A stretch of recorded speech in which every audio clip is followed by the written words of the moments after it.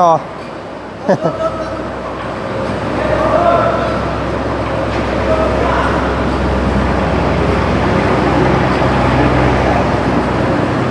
เป็นสีฟ้าได้พี่น้องเด้อสีน้ำเงินเนาะ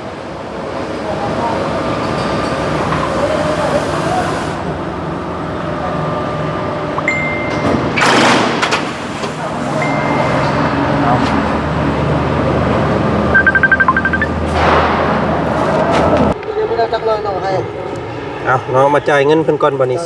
10เกือบ11ล้านพี่น้องเอ้ยเนาะอันนี้10ล้านเนาะนับเบิ่งก่อนนับเบิ่งก่อนครบแล้วตัวโอ้นับอ๋อครบแล้วบ่ฟ้องกันเหยียบเรียบร้อยเนาะสีนี่พี่น้องเอ้ยเนาะเป็นสีนี่เด้อสีน้ำเงินเนาะยาวซ้ำเนาะอันนี้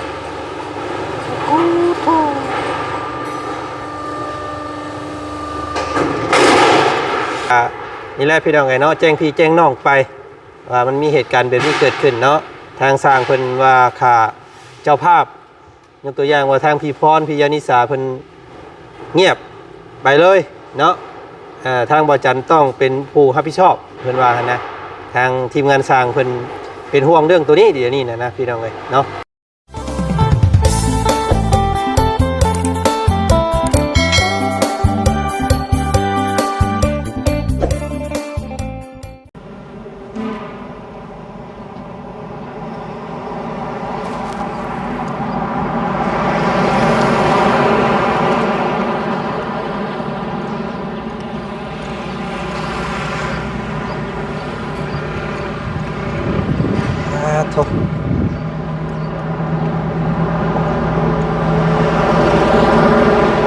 โรงงานแดดดูซิ่งหรือว่าสังกะสีไมเซล่าพี่น้องเนาะ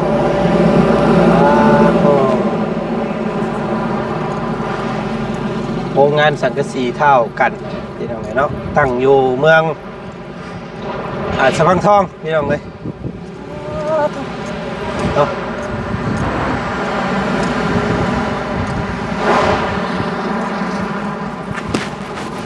อันนี้ได้แจ้งดีอยู่บ่ เอาก่อนอื่นเนาะพี่น้องเนาะกราบทักทายสบายดีเนาะสบายดีพ่อแม่พี่น้องกันเมื่อสุขสู่คนเจอกันกับบ่าวจันเนาะอยู่ในซ่องของเจจันคือเก่ามื้อนี้พี่น้องเอ้ยเนาะพอกันมื้อนี้ทางบ่าวจันกำลังสิมาสั่งสังกะสีพี่น้องเอ้ยเนาะสิมาสั่งเข้าไปให้ทางบ้านน้องน้ำหวานพี่น้องเอ้ยเนาะขนาดกะสร้างเพิ่นได้จดแต้มให้ทางบ่อจันเป็นที่เรียบร้อยแล้วเมื่อวานนี่พี่น้องเอ้ยเนาะครับอันนี้ก็ถือว่าเป็นอยู่ในเมืองสะพังทองโดยตรงนี่แหละพี่น้องเอ้ยเนาะเป็นห้างที่เพิ่นเปิดใหม่เนาะพี่น้องเอ้ยเมื่อวานนี้เนาะพี่น้องเนาะทางบ่อจันเองก็ได้มีโอกาสได้โอ้ลมกับสร้างพี่น้องเอ้ยเนาะสร้างที่เฮ็ดเฮือนให้น้องน้ำหวานเพิ่นเนาะเรื่องในว่าอยากให้เพิ่นนั้นมุ่งกันเนาะมุ่งหลังคงหลังคาก้อนว่าสันซะพี่น้องเลยแต่ที่นี่สร้างเพิ่นก็ว่าเพิ่นก็บ่อยากเฮ็ดปานใดพี่น้องไงเมื่อวานนี้เนาะแต่บ่จันก็ได้ขอน้ำเพิ่นไปว่าซอยทางน้องน้ำหวานเพิ่นแน่ว่าสันเนาะเพียงเนาะพอดีมีแม่กับอ้ายเพิ่นสดช่วยเรื่องสังกะสีเข้ามาว่าสันพี่น้องเนาะแต่ที่นี่ทางอ้ายเพิ่นว่าโอ้ยว่าสันเฮ็ดในเฮ็ดได้ว่าสันพี่น้องเนาะแต่ทางทีมสร้างเพิ่นนั้นล้มกระบอกจันนี่พี่น้องว่าที่นี่เนาะเพิ่นว่าขอน้ำจัก5 ล้านเนาะตัวส่วนใส่สังกะสีนี้ว่าสันพี่น้องขอหักลงจาก20 ล้านนะพี่น้องเนาะตอนนี้ก็ยังเหลืออยู่ค่าสร้างนั้น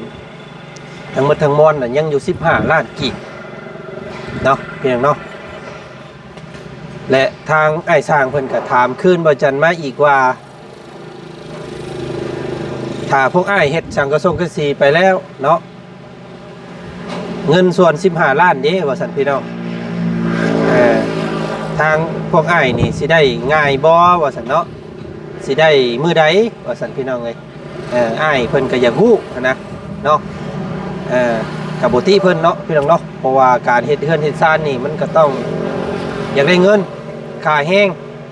เพราะว่าเพิ่นก็สิได้ไปทางครอบครัวอื่นหรือว่าเขตอื่นที่เพิ่นรับว่าซั่นซะพี่น้องเอ้ยที่นี่ทางบ่จันก็โอ้ยเนาะจักสิตอบอ้ายเพิ่นไปได้ใดพี่น้องเอ้ยเนาะอึ้งเขิงเติบ อ้ายว่าซั่นเอ้าเนาะมีแต่ว่าให้ทางอ้ายเพิ่นนั้นรับเฮ็ดตัวนี้ก่อนพี่น้องเอ้ยเฮ็ดตัวส่วนหลังคาเนาะเพิ่นว่าขอน้ำหาล้านแต่ที่นี่ก็คำว่าทางบ่จันเนาะรับปากว่าสิใช้เพิ่นสิจ่ายให้เพิ่นในส่วนตัว15ล้านนั้นพี่น้องเอ้ยเพิ่นก็โอเคว่าซั่นเนาะสิตกลงเฮ็ดให้ในส่วนของส่วนหลังคานี้ว่าซั่นเนาะเอากำมั่งแล้วบ่จันก็ได้บาทนี้พี่น้องเอ้ยเนาะมันโมเมนต์15ล้านประหารใจข่อยอีกแล้วบ่บาทนี้พี่น้องเอ้ยเนาะ ก็มีแต่ภาวนาให้ทางพี่พรพี่ยานิสาเพิ่นพุ่นละพี่น้องเอ้ยเนาะ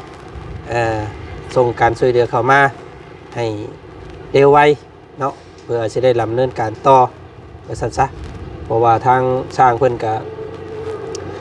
บ่งมาแล้วพี่น้องเอ้ยเนาะถ้าว่าบ่จ่ายเงินส่วนนั้นน่ะเพิ่นจะบ่เฮ็ดนั่นแหละว่าซั่นซะพี่น้องเอ้ยเนาะเพิ่นก็อยากได้นั่นแหละเนาะเพิ่นเฮ็ดมานี่ก็เกือบจะ 70-80% นี่ได้พี่น้องเอ้ยเนาะยังเหลือแต่ใส่ผาสลาแล้วก็เฮ็ดบันไดกั้นห้องอันก็ถือว่าสำเร็จนั่นน่ะเนาะจักสิตอบเพิ่นนี่ได้บ่จันก็ได้มื้อวานนี่พี่น้องเอ้ยเนาะบีบหัวใจอยู่ได้ กำลังคังคาแล้วบาดนี่พี่น้องเอ้ยเนาะพ่อแต่เคสแบบนี้ทางบ่จันก็ได้เนาะพี่น้องเนาะเคสของน้องออนนั่นก็ออกเงินให้เพิ่นก่อนก็ยังยังบ่ได้คืนอยู่ทางแม่คิมเพิ่นก็ได้พี่น้องเอ้ยเนาะมาเคสของน้องน้ำหวานเพิ่นนี่อีกบาดที่นี่อีกสิข้างค่าอีกคือเก่าแล้วนี่เนาะพี่น้องเนาะกำลังคือกันแลบาทเอาเนี่ยก็ได้แต่พี่น้องไงเนาะทางบ่จันสิมาสั่งสังกะสีแล้วก็ไปให้ทางช่างเพิ่นมุ้งให้น้องเพิ่นก่อนเนาะสร้างเพิ่นเอา5ล้านกีบส่วนของมุ้งหลังคานี้พี่น้องเอ้ยเนาะส่วนตัวใส่ผาเฮ็ดบันไดนั้นยังเหลืออยู่15ล้านเด้อค่าสร้างเพิ่นทั้งหมดทั้งมวลแล้วพี่น้องเอ้ยเนาะก็ภาวนาให้ทางพี่พรพี่ยานิสาด้วยพี่น้องเด้อเนาะส่งค่าส่งค่าสร้างมาให้เพิ่นก่อนก็ได้เนาะเพียงนอกส่วนตัวอื่นนั่นจังว่ากันอีกที่หนึ่งก็ได้เนาะไม่แป้นไม่พานะพี่น้องเอ้ยสร้างเพิ่นว่าอยากเห็นส่วนของค่าแห้งแบบนี้พี่น้องเอ้ยเนาะบ่ติเพิ่นและสร้างกะเพิ่นเฮ็ดเฮือนเป็นรังเนาะเพิ่นก็อยากได้ค่าแห้งเด้พี่น้องเอ้ยบ่ติเพิ่นเฮาผัดดนมาเลยถ้าเพิ่นเฮ็ดนี่ก็เป็น2รังนั่นแหละทำมามันนั่นน่ะนะพี่น้องมันหลายเดือนเลยเนาะเพียงเนาะเอาอย่างไรก็ติดตามเมืองน้ำกันอีกพี่น้องเดี๋ยวว่าจันสิทักถามทั้งพี่เพิ่มเติมอีกและกันให้ทางสร้างเพิ่นเนาะวันนี้มาสร้างสังกะสีก่อนพี่น้องเลยเนาะเป็นหั่นค่อนข้างใหม่ได้นี่พี่น้องเลยป๊าดโธ่ช่วงพักเที่ยงไปจักรอกอันนี้เนาะโอ้ยแมนรีบาทนี่พี่น้องเลยไม่เซล่าเซล่าจะเอาแบบนี้บ่เนาะอันนี้แบบนี้นี่คือเพื่อนของน้องน้ำได้นี่พี่น้องเลยเนาะแบบนี้นี่เพื่อนของน้องน้ำเบิ่งก่อนจะเอาแบบใดดีเนาะพี่น้องเนาะมีสีซ้ำนี่มันสีมีสีฟ้าสีทองแล้วก็สีเทาเนาะมันสิบ่ได้สีนี่ให้ทางเอื้อยเพิ่นบ่ซะเนาะพี่น้องเอ้ย เดี๋ยวถามทางหันเพิ่นอีกก่อนสบายดีเอ้ย โดยอยากกันสั่งไม่ใช่ล่ะนะเจ้า มีสีตามนี่บ่มีสีซ้ำนี่บ่สีให้เลือกนี่นะ อายุใช้อายุบ้านไหน บ้านนาแพกนี้เจ้า นักแข่งในเขาก็อยู่นี่เลย อยู่ใกล้อยู่ไปส่งอยู่เนาะ จะบ่มียังอยู่ใช้ก็ไปชงได้แบบนี้ ชีทองนี่ก็มีนะ ซีอยากได้แบบนี้นะมีบ่ มุงหลังคามุงระบอ ยังสิกำลังสิมาสั่งน้ำเจ้านี่แหละ เจ้ามาซอยแน่เอาไปชงงานใหม่นี่ ได้แน่ โอ้โดยเปิดโรงงานได้จักเดือนเด้อเปิดเลย ใน4 เดือน 4 เดือนเนาะ โฆษณาเด้อ มีครบมาทุกอัน มาลูกชิง เล็ก เบิด เนาะ หน้าเช้านี่เล็กก็เต็มมาทุกอันเลย โอ้ มาตะคานเบิดเลยคักๆก็ได้ 3 วินเบิดเลย คักอยู่เลยเอาลองรายที่เชนไทย รถประสบเช็ดอยู่ตัว เราได้อยู่ค่อยเชนอยู่เสื้อพร้อมเลยอังเปาพร้อม โอ้ เจ้าพิเศษเลย พิเศษ เอาง่ายๆเลย เป็นคนนู้นเลยเอาเบอร์เท่านี้เขาจะเอาลูกค้าได้นี่ อันนี้เป็นสีไหมเนาะ เจ้านี่ชีไหมอันนี้ชีตับหมูงามเพื่อกันแหละจะเอาจังไร แบบอยากได้แบบนี้นะมันบ่มีอีกบ่นี่ อันนี้บ่ แน่ อันนี้มันแบบ ให้มันฮอดสหตับนี่นะบ่มีบ่ ได้นี่มีแต่มืออื่นชีนี้มันชอบมืออื่นยังได้ โอ้บ่อยากให้คนไปมื้อนี้เลยพร้อมกันนะ มือนี้บ่โอเคอธิบายให้จังเลยค่อยโทรบริษัทเอามาให้ มื้อนี้ได้บ่ ได้จังเลยนี่มาเบิ่งอนุชิน เอานี่หาตับแล้วไปเบิ่งอารุซิ่งต่อบัดนี้ เจ้าโอเค จดบินนี่ เดี๋ยวเขาจะให้โอเคบ่ยากเด้อ เอาพี่น้องไอ้ทางอ้ายเพิ่นเปิดห้านใหม่เพิ่นก็เอาใจลูกค้าเป็นพิเศษพี่น้องเอ้ย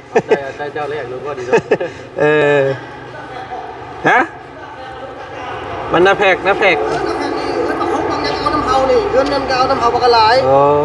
คุณเอาบักหลายเด้ เอาอันนี้แน่ เจ้าเอาสียังจะได้สียังนี่ มีสีใดแน่ เจ้ามีสีแดงสีตับหมูสีข้าวสี โอ้ ชู แต่อยากได้นี่ สีฟ้านี่บ่ สีฟ้านี่ เจ้านี่คืออ้ายกว้างตัวไหนยาวตัวไหน เดี๋ยวเฮาสิบอก เจ้าเขาตัดไทเป้เลยนี่ โดย ชื่อว่าขึ้นเท่าไรชื่อว่า10 เมตรหรือ5 เมตรอันนี้เมตรเช้าได้ลืมกันแล้วเหลือเมตรนึงรุ่นใหญ่ได้ชื่อว่าเพื่อน10 เมตรกับ10 แผ่นบ่เอาบ่คือกระเจ้ามัน10 เมตรมัน10 ปลายแผ่นไหน เหยียบเรียบร้อยเลยยังเหลือเม็ดหนึง เม บ่ ตรนึงเรียบร้อยแล้วบ่เรียบร้อยเหลืออยู่เมตร10แล้วลืมกันแล้วเหลือเมตรนึง อืม เข้าใจอยู่นะ โดยอันเหยียบร่องใหญ่แบบนี้แหละ แล้ววันนี้แบบนี้มันแหละไหลน้ำมันง่ายๆเด้ อืม พออ้ายมันยาวจักเมตรกว่าจักเมตรกว่า 7 เมตร 30 เจ้ามันเดียวเด้อ 7 เมตร 30 7 เมตร 30บ่ 8 แผ่น แผ่น อ่า ทั้งถึงมันบอกทั้งนามัน แม่ทั้งพุ่นเทิงพุ่นแหละ ทั้งนามัน แล้วก็3 เมตร 50 50แต่ใช้คือกัน บ่มันเป็นตลบในเฮือนเฮามันบ่ได้ซ้ำกัน5 แผ่น แผ่นเนาะ เอ่อ โอเค อะไรฮะ มันบ่ชื่อมือบ่ บ่เสมอ อ แล้วก็เม็ด40 แล้ว40ดีบ่ เม็ด40 3 แผ่น เจ้า แล้วก็ขอบข้างมันบัด ครบข้าวมันเข้าใจคนหลายให้ครบข้าวมันนี่ อันนี้2 เซน บ่30มันชิดพับไม้ศิลาครึ่งหนึงเลยมันจะงาม แม่นเอาแบบนั้นแหละ บ่ทั้งนานี่ทั้งนาจะพับบ่ทั้งนานี่คือทั้งนาแบบนี้ บ่ได้เหยียบเดี๋ยวลงสิเลย เข้าใจบ่เป็นคอนี่ มันจะได้ว่าเขาจะเก็บพวก บ่ นี่ลูกค้ามันนี่เข้าใจบ่ แน่น นี่ลูกค้านี่ โดย อ๋อนี่เฮือนเจ้าทั้งนามันลุกแบบนี้บ่นี่โหลุกขึ้นนี่ นี่แบบนั้นเฮือนนั่น อ๋อนี่ แบบนั้น เอามานี่ให้มันชุดใจทั้งพุ่นเอานี่ เอาไปนั่นแหละ ทั้งทึงนี่ บ่ได้เฮ็ด บ่ทั้งทึงพุ่น ทั้งเทิงบ่ได้เฮ็ด บ่แม่นรถมันบ่ต้องเฮ็ด บ่ได้เฮ็ดบ่เอาแต่ข้างเอา ตะคาชื่อบ่ แม่น เอาถึงบ่เฮ็ด แน่นทั้งเทิงบ่ได้เฮ็ด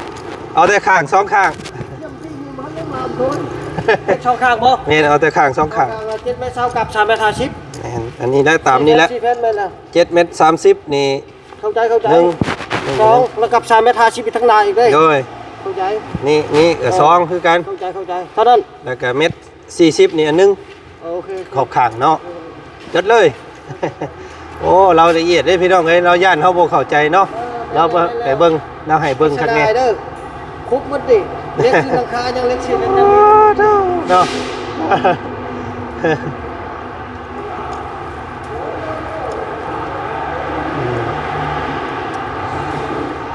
เอาพี่น้องเอ้ยเดี๋ยวให้เพิ่นเหยียบให้ก่อนเนาะเดี๋ยวก็สิสั่งอันสังกะสีมันมีสีแดงเนาะเอาสีน้ำเงินนี่แหละงามสุดละเนาะ สียังไง สีน้ำเงินเด้อ สียังจะนี่ปะ แม่นเด้อเป็นอันนะพี่น้องอันเวียดครับคนเวียดเนาะไปอันสั่งเพิ่มเติมอีกก่อนโอเคพี่น้องไงเนาะก็สรุปแล้วเอาสีแบบเข้มๆนี่แหละพี่น้องมันมูมี่ในห้านเพิ่นเนาะเพราะว่าคำว่าเอาสีนี่เนี่ยมันสีได้รอเป็นมือวัวสันเนาะมืออื่นทางบ่จันก็เลยว่ามันซาโพดแล้วจะเอาสีแบบเดียวกันกับเพื่อนน้องน้ำบัดเซโปนพี่น้องไงสีเข้มๆเนี่ยสีมาใหม่สีนี่พี่น้องไงเนาะงามคือกันมันสีมีสีเข้มสีไม้อ่อนแล้วก็สีเทาสีฟ้าแล้วก็สีทองพี่น้องเลยสีขาวเนาะทางสาวจ่าเพิ่นว่ามักสีแดงเข้มสีแดงอ่อนๆนะแต่วันบ่มีเนาะแต่ว่าบ่เป็นหยังขอให้แต่ว่าเฮือนมันแล้วก็พอเนาะพี่น้องเนาะอันนี้เป็นห้านที่เพิ่นเปิดใหม่พี่น้องเลยเนาะเป็นห้านของไอ้น้องเพื่อนบ้านเฮาเพิ่นมาเปิดห้านใหม่อยู่ในตัวเมืองสะพังทองนี่แหละพี่น้องเลยเนาะกะครั้งแรกทางประจันก็ได้มาซื้อซอยเพิ่นก็ลดให้พิเศษพี่น้องเลยเนาะใจดีเว้าม่วนพี่น้องเลยอ้ายเพิ่นก็เนาะเอาใจเป็นพิเศษโอ้เพิ่นเหยียบให้เลย เนาะอันนี้แบบย่างนาเลยพี่น้องเลยเม็ด120 บาทเป็นเงินบาทนะรุ่นแบบว่ารุ่นนาเลยเอารุ่นนาเลยเอาให้อันน้องน้ำหวานเพิ่นเลย อันไอ้นี่ว่าเป็นอันเจ้าของเจ้าคอยเป็นเจ้าของเลย โอ้ซื้อยังไงซื้อยังเท่ากันโดยโฆษณาเด้ออยู่ไกลๆขั้วตะปองเพชรเด้อเปล่าให้แน่เจ้าเนาะโดยเขาช่วยแน่ถ้ามันก็ให้กินน้ำกันได้เขาช่วยโดยพี่น้องเลยเนาะเป็นเจ้าของห้านเพิ่นเองเลยเพิ่นเลยเป็นให้พิเศษนิดนึงเนาะเอาลูกค้าก่อนเราพี่น้องเนาะแนะนำดีย่านเฮาบ่เข้าใจแล้วก็ซี่เบิ่งข้างนี้เนาะตัวขอบข้างมันนะเนาะนี่แหละเป็นเหยียบเป็นร่องประมาณนี้พี่น้องเนาะเป็นร่องใหญ่อันนี้สีเขียวเป็นลูกค้าเพิ่นสั่งไว้แล้วงามได้สีนี้กันเนาะสีออกเขียวอ่อนจวดขนาดเหยียบปุ๊บ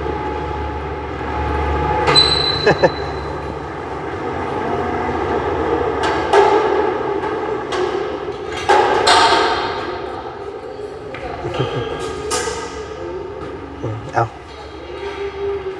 เดี๋ยวว่าจันกสิถาเอาเลยมื้อนี้พี่น้องเลยเนาะเพราะว่าเพื่อบ่ให้การเสียเวลาของสร้างเพิ่นสร้างก็สิเริ่มลงมือประมาณวันที่22เพราะว่าวันที่21นี่สร้างเพิ่นสิเฮ็ดงานแต่งให้น้องสาวพี่น้องเลยพอดี21 22เพิ่นเริ่มงานว่าซั่นเนาะก็สิสั่งไปให้ไว้ก่อนว่าซั่นซะพี่น้องเอ้ยก็ก่อนอื่นเบิดเลยเนาะพี่น้องเนาะทางบ่จันก็ต้องขอมุกขอบใจขอบบุญขอบคุณทางแม่วาสนากับไอ้แดงเด้อพี่น้องเด้อเนาะที่ยืนมือเข้ามาช่วยน้องน้ำหวานกับแม่พี่น้องเนาะโดยเป็นเจ้าภาพทางร้านสังกะสีเนาะพร้อมด้วยขอบข้างอีหยังครบวงจรเกี่ยวกับหลังคาว่าซั่นซะแล้วก็เพิ่นกระจายค่าสร้างให้อีกเนาะ5ล้านกีบเฉพาะมุงหลังคาอย่างเดียวพี่น้องเนาะก็ถือว่าขอมุกขอบใจหลายๆพี่น้องเนาะขอบคุณเด้อเนาะพี่น้องโดยอันไอ้เป็นคนเวียดเนาะโดยเขา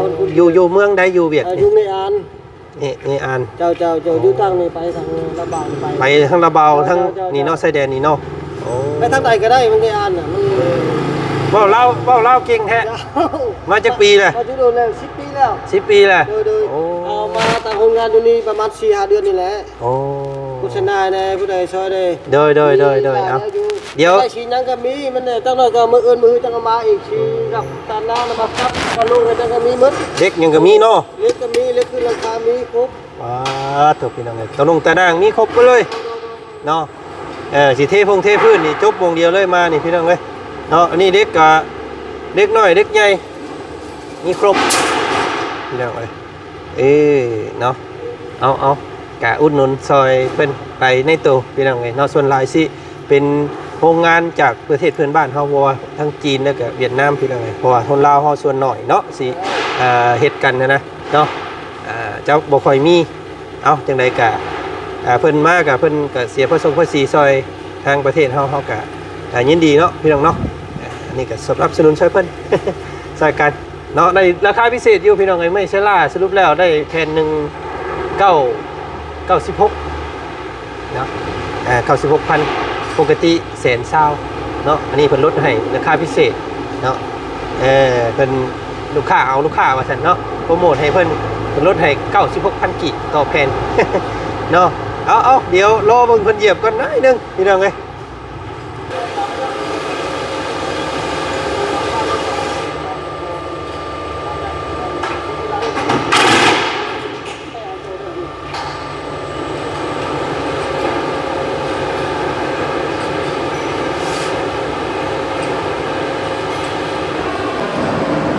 kéo ra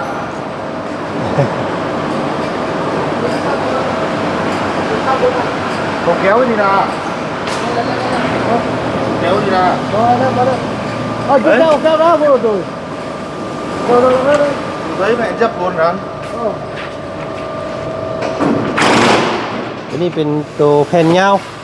เนาะ8แผ่นเป็นพี่น้องครับรุ่นแบบซัวเดียวเลยดึงขึ้นบาทเดียวเลยเนาะบ่ต้องต่อ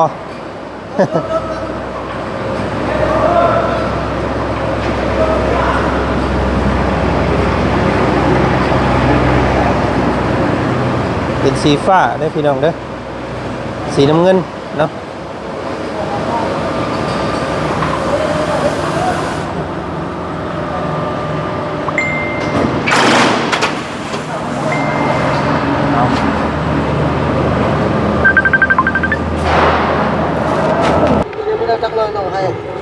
เอาเนาะมาจ่ายเงินเพิ่นก่อนบ่นี้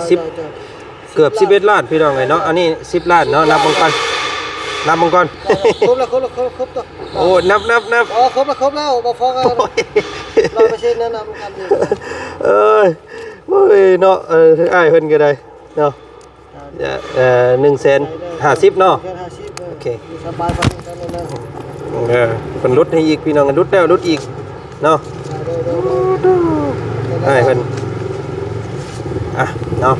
ขอบใจเลย โดยขอบใจหลายๆขอบใจภาษาเจ้าว่าจังไดกำเมิน กำเมินอยู่เดียวเนาะกำเมิน น้องเอาเสื้อมาให้เด้อมันเดียวเด้อ โดยอันนับเบิ่งก่อนเงินเย็น ครบแล้ว โอ้มีแต่ครบอย่างเดียวเนาะโอ้ยตายอายคักบาดนี้พี่น้องเอ้ยพ่อของแท้แล้วข่อยก็ได้เนาะเจ้าของห้านเพิ่นเนาะเพิ่นไล่ให้เองเลยเนาะลบเล็บมันแกเพิ่นจัดการเองอย่าลืมนับเบิ่งดินับนำกัน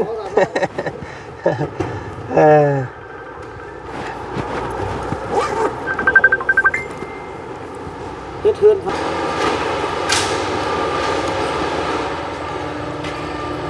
เนาะเหยียบเรียบร้อยเนาะสีนี่พี่น้องเอ้ยเนาะเป็นสีนี่เด้อสีน้ำเงินเนาะยาวซ้ำเนาะอันนี้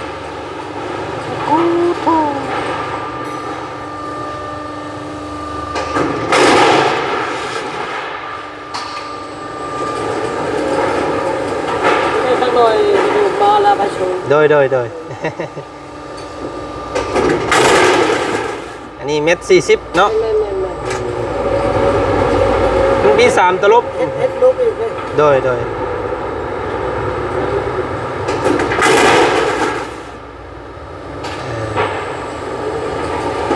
คมเท่ได้พี่น้องเอ้ยปาดมือนี่ เฮ็ดเงินซอยให้เขาบ่ แม่นช่วยเดือเพิ่นทุกข์ยาก แม่นบ่ แม่นซอยกัน กูอาจจะทองหมออาจจะทองก็คือ โอ้ฮู้จักเตียงทองเนาะ ฮู้อยู่ โอ้เพิ่นฮู้ เพิ่นฮู้เตียงทองพี่น้องเอ้ย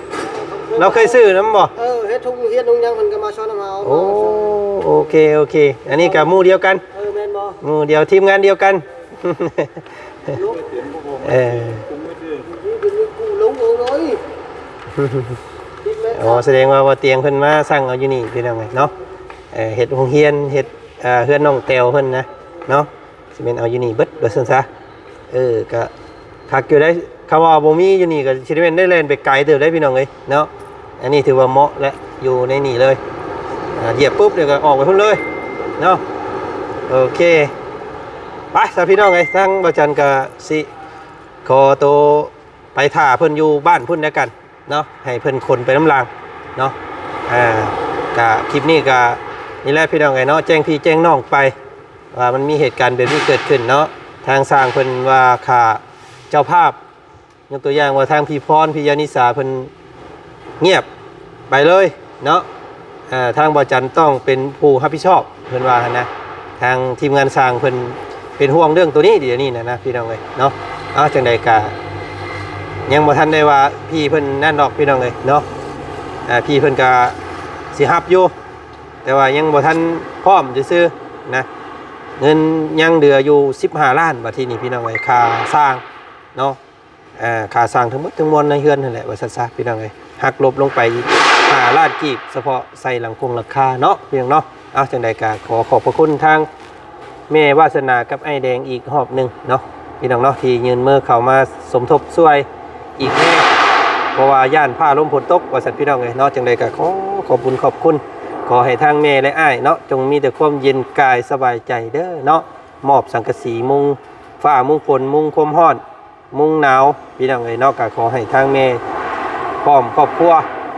จงพบพ่อแต่สิ่งดีๆเนาะจงมีแต่ความสุขความเจริญสุขทางกายทางใจเด้อเนาะอ้ายเนาะอ้ายแดงพี่น้องเอ้ยเนาะก็ขอให้เป็นโฮมโพโฮมไส้ให้ผู้ทุกข์ยากแบบนี้อีกต่อไปเนาะเพียงเนาะเอาไปเบิ่งไปส้มน้ำกันพี่น้องเอ้ยการนำเลี้ยงเข้าบ้านน้องน้ำหวานเพิ่นเนาะไปมื้อนี้สบายดีสวัสดีบัดสุขสุขคนเจอกันใหม่เนาะพี่น้องเนาะไป